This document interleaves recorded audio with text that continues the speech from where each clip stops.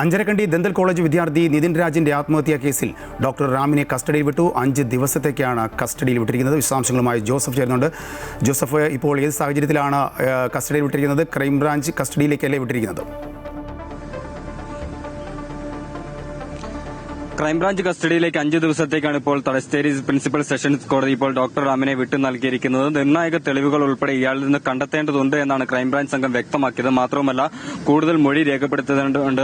മാത്രവുമല്ല, ഇത്തരത്തിൽ ഈ കോളേജിലെത്തി വിദ്യാർത്ഥികളുടെ മൊഴിയും അതുപോലെ തന്നെ കൂടുതൽ രേഖകളും കണ്ടെത്തേണ്ടതുണ്ട്. അതുകൊണ്ട് 5 ദിവസത്തെ കസ്റ്റഡി അനുവദിക്കണമെന്നായിരുന്നു കോടതിയിൽ ആവശ്യപ്പെട്ടത്. കോടതി ആ വാദം അംഗീകരിക്കുകയും ഇത്തരത്തിൽ 5 ദിവസത്തേക്ക് കസ്റ്റഡിയിൽ വിടുകയുമായിരുന്നു.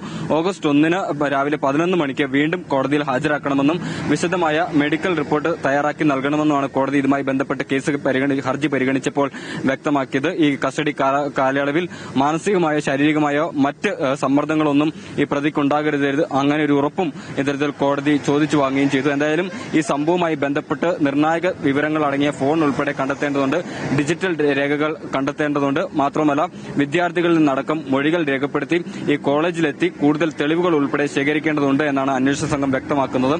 എത്രയും വേഗം തന്നെ ഈ സംഭവവുമായി ബന്ധപ്പെട്ട് കുറ്റമറ്റ രീതിയിൽ അന്വേഷണം പൂർത്തിയാക്കി കുറ്റപത്രം സമർപ്പിക്കാൻ ഒരുങ്ങുകയാണ് എന്തായാലും ക്രൈംബ്രാഞ്ച് സംഘം. ഇത്തരത്തിൽ 2-3 തവണ അന്വേഷണം മാറ്റപ്പെട്ടതിനെ തുടർന്ന് ഇപ്പോൾ ക്രൈംബ്രാഞ്ച് SP ആയിട്ടുള്ള മോഹനചന്ദ്രന്റെ നേതൃത്വത്തിൽ DYSP ജീവൻ ജോർജിനാണ് എന്തായാലും അന്വേഷണ ചുമതലയുള്ളത്.